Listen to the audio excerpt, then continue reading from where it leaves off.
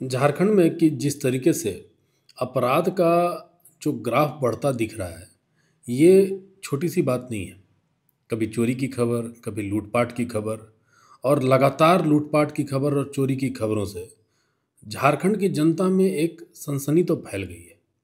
लोगों को लगने लगा है कि आखिर झारखंड का प्रशासन कर क्या रहा है, आखिर इनसे चोर या लुटेरे पकड़े क्यों नहीं जा रहे।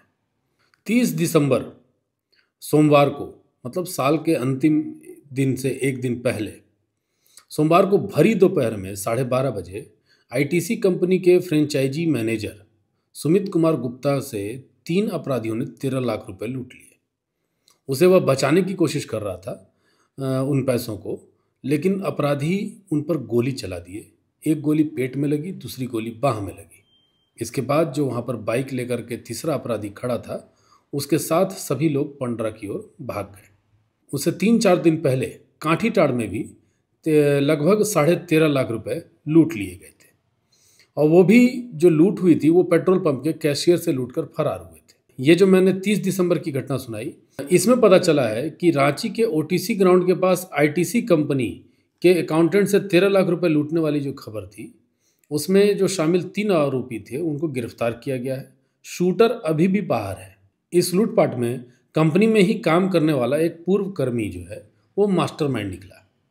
पूर्व कर्मी को इस बात की पहले से जानकारी थी कि सुमित जो है पैसा लेकर के बैंक की ओर जाता है, और यही वजह था कि वह अपने साथियों को लेकर के ओटीसी मैदान के पास पहुंचा और हथियार के बल पर घटना को अंजाम देकर फरार हो गया। पूर्व कर्मी अनियमितता बरतने के आरोप में पकड़े जाने के बाद कुछ वर्ष पहले ही उसको निकाल दिया गया था। थाने में उसके खिलाफ प्राथमिकी भी दर्ज कराई गई थी। उस मामले में पुलिस जांच कर रही है। उसी दौरान जो पूर्व कर्मी है वह पड़ोसी राज्य उड़ीसा में जाता है, वहाँ पर भी कोई अपराध करता है और अपराध करके वहाँ पकड़ा जाता है। उसके बाद उसको जेल हो जाती है। जेल में जाने के बाद वहाँ एक प्लानिंग करता है कि कैसे फिर से आईटीसी कंपनी के पैसे को लूटना है, और ये सारी प्लानिंग जेल में होती है। जानकारी के मुताबिक जब वह फिर से जेल से छूटता है तो उसी के कुछ दिनों के बाद पंडरा पहुंचता है और दिन दहाड़े लूट की घटना को अंजाम देकर फिर से फरार हो जाता है। गिरफ्तार सभी आरोपी पंडरा और रातू का रहने वाला है। पुलिस सभी से पूछताछ भी कर रही है और गोली मारने वाले शूटर की जानकारी भी जुटा रही है। फिलहाल शूटर जो है वो गिरफ्त में नहीं आया है और अधिकारी इस पर कुछ बोलने को तैयार नहीं है। हालांकि पुलिस शूटर की गिरफ्तारी के लिए कई जगहों पर छापेमारी भी कर रही है।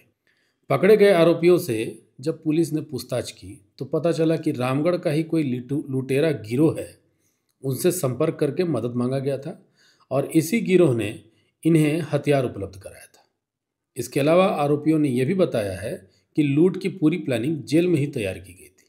इसके लिए सभी ने पहले रेकी की।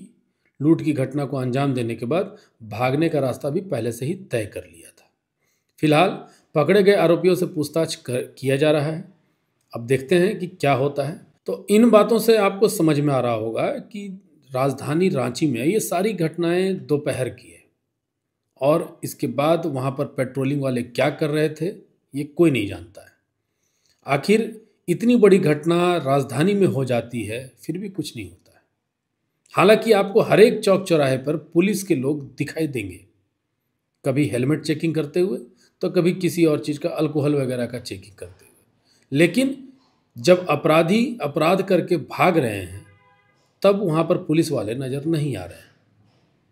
अल्कोहल की जांच हो रही है, गाड़ियों की जांच हो रही है, पेपर की जांच हो रही है, हेलमेट की जांच हो रही है, तो भाई अपराधी भाग कैसे रहे?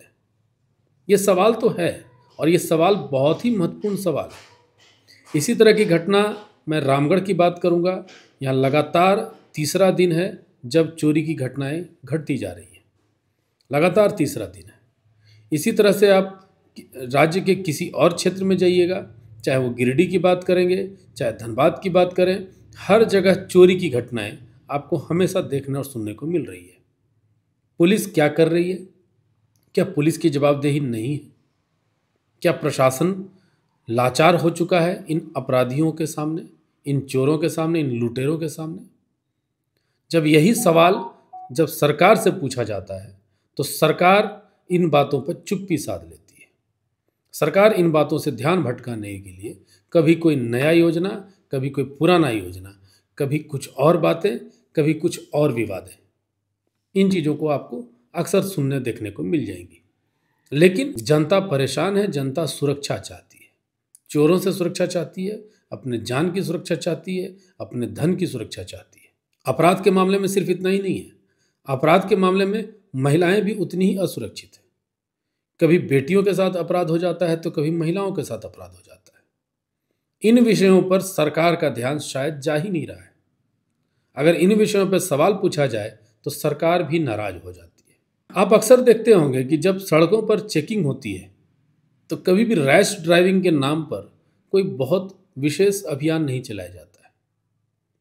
जब चोर या अपराधी अपराध करके भागते हैं तो वो आराम से या पैदल नहीं जा रहे होते हैं, बहुत तेजी से चलाते हैं। जब रैश ड्राइविंग की भी चेकिंग होगी तो शायद इस तरह के कई अपराधी पकड़े जा सकते हैं। रैश ड्राइविंग पर पाबंदी लगनी चाहिए, लेकिन झारखंड में हर एक छोटी छोटी गलियां भी आज रेसिंग ट्रैक बना हुआ है। इनकी शिकायतें अगर उन तक करने जाएं तो बहुत सारे पैरविकार भी उन्हें बचाने के लिए आ जाते हैं। तो एक बार इन चीज़ों पर भी ध्यान देना चाहिए। चोरी के मामले में पूरे झारखंड में अभी जिस तरीके का माहौल है, ठंड का मौसम है, नया साल लोग मना रहे हैं, लोग घरों से बाहर निकले हुए, चोरियां भी उसी तरह से बेतहाशा बढ़ी हुई है। यहाँ पर भी पुलिस या प्रशासन कुछ कर नहीं पा रही है। जो हमारे दर्शक हैं उन्हें भी अपनी आवाज़ उठानी चाहिए ताकि सरकार को सरकार की जिम्मेदारी पता रहे, वो प्रशासन पर दबाव डाले और इस तरह के अपराध होने से झारखंड को बचाएं, झारखंड की जनता को बचाएं। आपको कैसी लगी ये खबर, कैसी लगी ये रिपोर्टिंग, जरूर बताइएगा। अभी तक के लिए इतना ही। मैं रितेश कश्यप, नमस्कार।